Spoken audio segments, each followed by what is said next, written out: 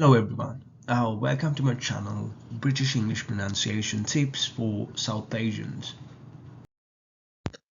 So before beginning the video, a little disclaimer. I'd like to say that I'm from Sri Lanka. I'm not a native English speaker, so I wouldn't really sound fully British. Forgive me if I make any mistakes.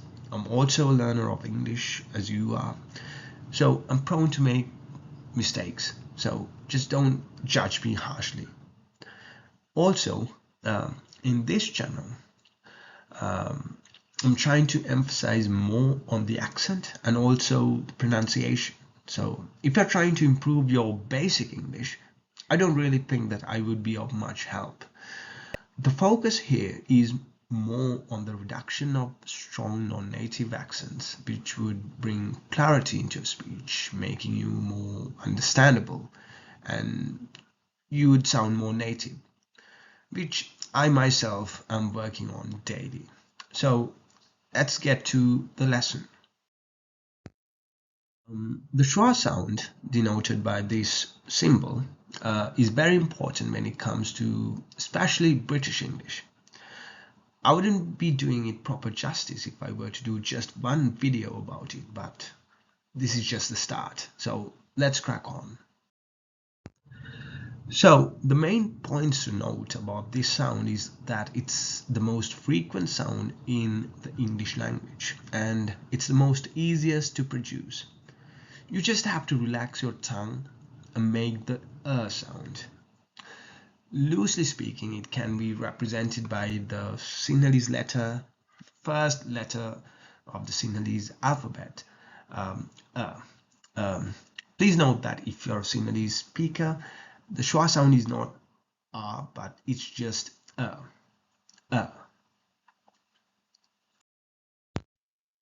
Examples for the use of the schwa sound are simple. Look at the words here. First, doctor. As you can see, the schwa sound appears at the end of the word here. Doctor.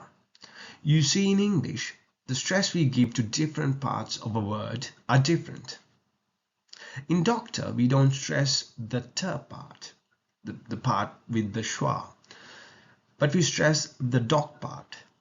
We say doc in a stressed manner, and the schwa part with the t in a relaxed tone. Remember that the schwa is always relaxed in any instance. So we end up saying doc, doctor. Moving on to the next word, teacher. It follows exactly like the previous word, T in a stressed manner and ch with the schwa in a relaxed tone. So it's teacher, teacher. I think this is a good place to tell you one of the most basic differences between American English and British English. You see that both the words mentioned here end with a R. You have the R written down. In British English, that R is not heard when you speak it out loud. Whilst a speaker of American English would really say that R sound. I'm not gonna do that here because I can't really do an American accent. So note it down carefully when you watch something American next time. The schwa sound doesn't appear at the end of words always. It could appear in the middle as well. For example, in the word family. The first sound, fam, is stressed. And we have the relaxed sound after that. And it ends with the li sound.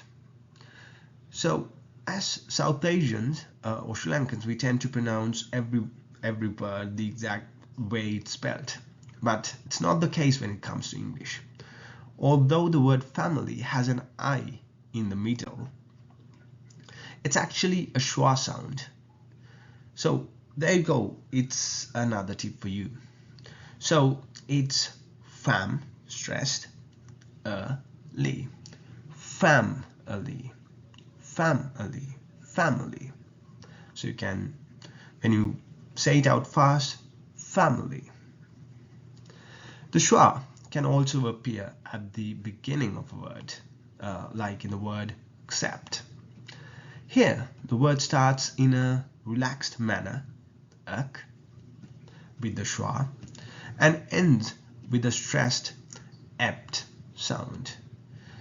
So it's accept, accept. And also note down that it's not accept, it's accept, accept. Another instance where we make use of the schwa sound is when we try to relax function words like for, of, etc. Rather than saying for and of, we can relax them when it comes to fast speech.